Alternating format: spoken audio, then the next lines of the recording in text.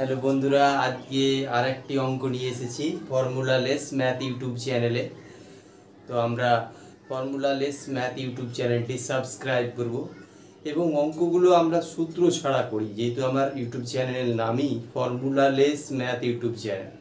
তো ফর্মুলা থাকবে না, তাই তোমরা আগের যে 4টা ভিডিও দিয়েছি সেই ভিডিওগুলো দেখো, তারপরে এই ভিডিওটা দেখো, তাহলে তোমরা বুঝতে পারবে যে অঙ্কগুলো একের পর এক কীভাবে হচ্ছে। এখন প্রফিট লসের আর একটি অঙ্ক।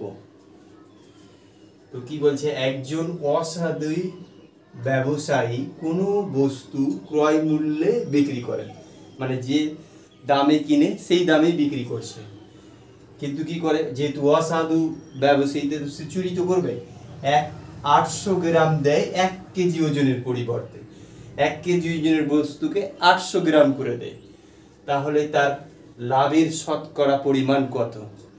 এই অঙ্কটা করব আমরা, সূত্র ছাড়াই অঙ্ক করব। তাহলে দেখো,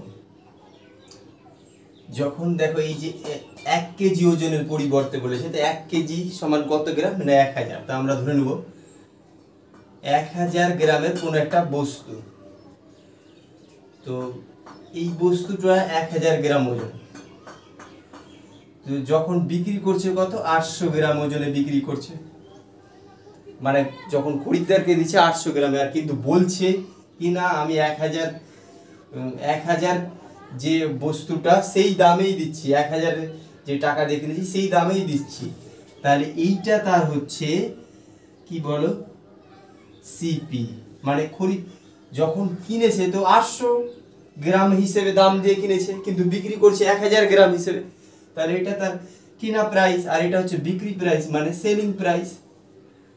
তো এই দুটোর পার্থক্য কত, 1000 থেকে 800 বাদ দিলে 200, তাহলে এইটা তার লাভ।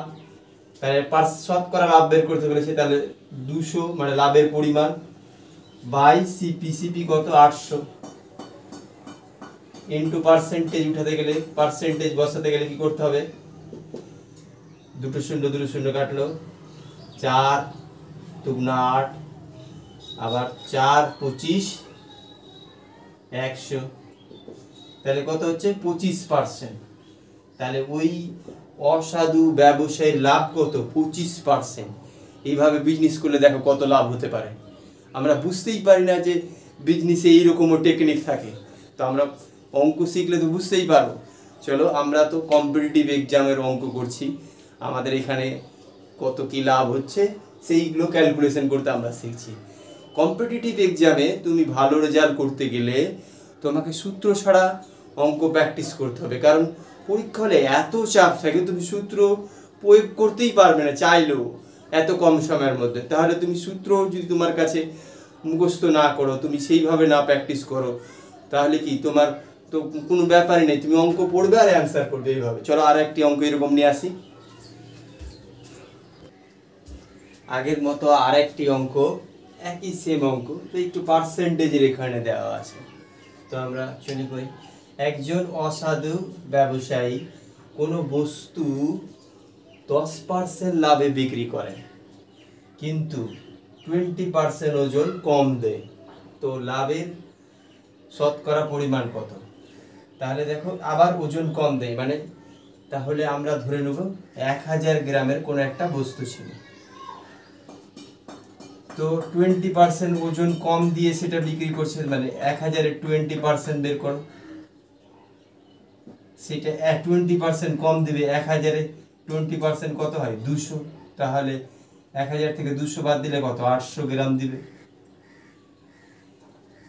এইবার সে 10%, আচ্ছা এইখানে যে বস্তুটা বিক্রি করলো এইটা হচ্ছে কিনেছে সে এত টাকা দিয়ে, কিন্তু বলছে সে বিক্রি করছে এত, বলছে কি 1000 গ্রামের কোন বস্তু আমি বিক্রি করছি, কিন্তু সে অ্যাকচুয়ালি বিক্রি করছে কত, 800 গ্রামের বস্তু, তার মানে এটা তার কি সিপি।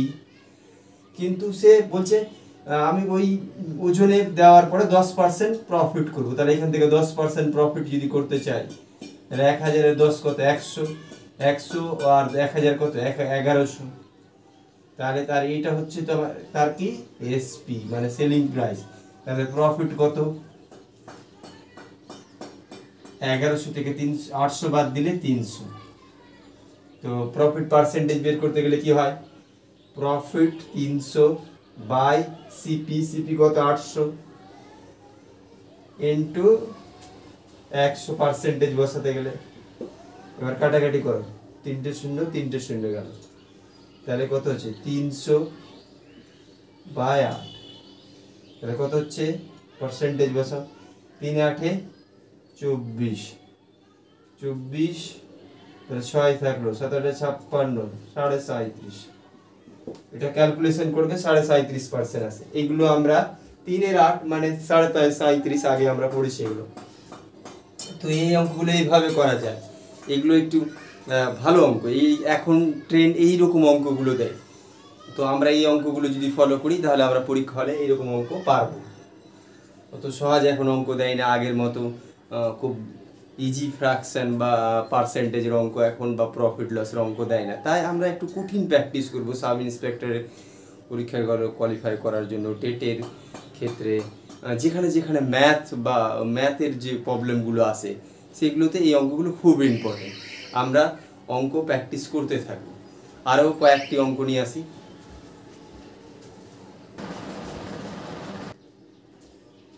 এই অঙ্কটি তোমরা নিজে একবার পড়ে পজ করে করার চেষ্টা করো, দেখো তোমরা করতে পারো কিনা। এত কঠিন লাগবে, কিন্তু আমি যে প্রসেসে করাচ্ছি দেখো খুব সহজে করাবো, তোমরা একবার করার চেষ্টা করো। চলো পজ করে একবার তোমরা করবে, তারপর অঙ্কটা দেখবে। তাহলে এক ব্যক্তি কোনো বস্তু বিক্রয় মূল্যের ওপর 25% ক্ষতি করে বিক্রি করে, বিক্রয় মূল্যের ওপর 25% ক্ষতি করে, তবে ক্ষতির শতকরা পরিমাণ কত? তাহলে এখানে দেখো ফর্মুলা লেস ম্যাথ ইউটিউব চ্যানেলে ফর্মুলা ছাড়া আমরা অঙ্ক করব। তাহলে 25% সমান কত বলো? ফ্র্যাকশনে বলতে গেলে 1/4। এইবার 1 কি আর 4 কি জানতে হবে। আমরা সর্বত নিচেরটা জানি আসল বা কি কস্ট প্রাইস, কিন্তু এখানে বলছে বিক্রয় মূল্যের ওপর, তাহলে এটা বিক্রয় মূল্য মানে এসপি, আর এটা কি বলো? লস। তো আমরা যখন ক্ষতির পরিমাণ বের করব সেটা তো এসপির উপরে বের করব না, সিপির উপর মানে কস্ট প্রাইসের উপর বের করতে হবে। তাহলে কস্ট প্রাইস কত হবে বলো? যদি একটা প্রোডাক্ট 4 টাকায় বিক্রি করে আর 1 টাকা লস করে, তাহলে কস্ট প্রাইস কত হবে? 4 + 1, তাহলে 5 হয়ে গেল। এটা কস্ট প্রাইস হয়ে গেল 5। তাহলে এবার ক্ষতির পরিমাণ, ক্ষতি কত ছিল? লস ছিল 1, তাহলে 1, কস্ট প্রাইস কত? 5। এবার এটাকে ভগ্নিতে করো, শতকরা করো, পার্সেন্টেজে করো। 1/5 মানে 20, তুমি পরীক্ষা হলে 20 লিখে চলে আসবে, 20%। আমি তোমাকে দেখাচ্ছি, তাহলে 20%। যে 1/5 পেলে তোমার অ্যান্সার হয়ে গেল, উইদিন 20 সেকেন্ড অঙ্ক হবে। এখানে তুমি 1/5 বুঝে গেলে, তাহলে 20% অপশনে মেরে চলে আসো। কোথায় টাইম পাচ্ছ না পরীক্ষা হলে? এখানে অঙ্ক শিখতে আসো, টাইম অবশ্যই পাবে। অঙ্ক করার টেকনিক জানতে হবে, সেটা শিখাবে কে? Formula less math YouTube channel. এই অঙ্কটি আমরা আবার করব।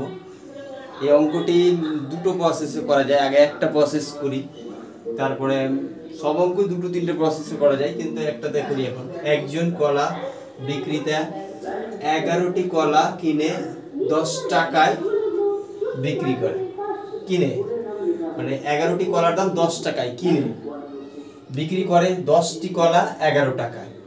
তাহলে লাভ ও ক্ষতির শতকরা পরিমাণ কত? তাহলে দেখো 10টি কলা 11 টাকায় কিনে, তাহলে 11টি কলা 10 টাকায় কিনে, আর 10টি কলা 11 টাকায় বিক্রি করে।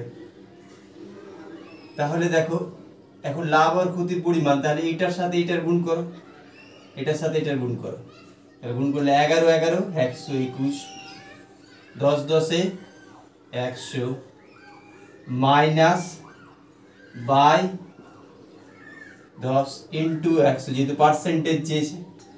তাহলে এবার এটা বলো, কাজ কাটাকাটি করো। 121 থেকে 100 বাদ দিলে কত? 21/100, ইন্টু 100, তাহলে 100 কেটে গেল, থাকলো কত 21%। তো 21% অ্যান্সার হবে। এইভাবে করা যায়। কিন্তু এই অঙ্কটা তুমি কিছু বুঝতে পারলে? কোথা থেকে কি হলো, কোনটা কস্ট প্রাইস হলো, কোনটা সেলিং প্রাইস হলো, কিছুই বুঝতে পারলাম না। তো আমি আরেকটা প্রসেস বুঝাতে চাইছি, কিন্তু হচ্ছেটা কি, আমরা ভাবছি যে একটা প্রসেসই আমি শিখতে পারছি না, তো একাধিক প্রসেস কিভাবে শিখবো? তাই তো এটা হচ্ছে আমাদের ছাত্রদের সব থেকে ভুল। কারণ পরীক্ষা হলে তুমি যখন অঙ্ক করতে যাবা, তোমার মাথায় কোন প্রসেস আগে স্ট্রাইক করবে সেটার জন্য তোমাকে বেশি প্রসেস প্র্যাকটিস করতে হবে। দ্বিতীয়ত, যে অনেক সময় পার্সেন্টেজ যে এগুলো নাম্বারগুলো থাকে কঠিন দিয়ে যায়, তখন অন্য একটা প্রসেস কাজ করে। তো আমাদের সবসময় দু একটা বেশি প্রসেস যদি জানতে পারি, তাহলে আমাদের অঙ্ক মনে হবে খেল খেল মনে হবে। তো আমরা তার জন্য আরেকটা প্রসেস শিখে ফেলি, আর এখানে আমরা বুঝতে পারবো কোনটা সেলিং প্রাইস, এটা কস্ট প্রাইস। তো দেখো, তাহলে লিখে নিই 11টা কলার দাম 10 টাকা। এটা তো কিনে মানে সিপি। আচ্ছা, আবার বলেছে 10টি কলার দাম 11 টাকা। এইবার এটাকে এইটা দিয়ে এটাকে গুণ করো, আর এটাকে এটা দিয়ে গুণ করো। কেন? এটা তো সংখ্যা আর এটা টাকা, এটা কি নাম্বার, আর এটা হচ্ছে আরএস প্রাইস। তো এগুলোকে সংখ্যাগুলো যদি আমি একই করে দিই, তাহলে দাম পেয়ে যাব কস্ট প্রাইস, আর সেলিং প্রাইস পেয়ে যাব। এটা হবে সেলিং প্রাইস, এটা বিক্রি করে, এটা কস্ট প্রাইস। তাহলে দেখো, এটাকে তাহলে কত দিয়ে গুণ করবো? 10 দিয়ে। এইটাকে 10 দিয়ে গুণ করলে এইটাকেও 10 দিয়ে গুণ করতে হবে, করে দাও। আচ্ছা, এইটাকে যদি 11 দিয়ে গুণ করবো, তাহলে কত হচ্ছে? এটা কত? 11 দিয়ে গুণ করতে হবে, তাই না? এবার দেখো এটাকে আবার তাহলে এই লাইনটা লিখি, কত হচ্ছে? এটা হচ্ছে দেখো 110 110, তাহলে কলা সংখ্যা তো একই হয়ে গেল। তার মানে 110টা কলা এত টাকায় কিনেছি, আর 110টা কলা এত টাকায় বিক্রি করেছি। তাহলে এই দুটো ডিফারেন্স হয়ে গেল। এটা কত? 100, আর এটা কত? 121। তাহলে এটা কি?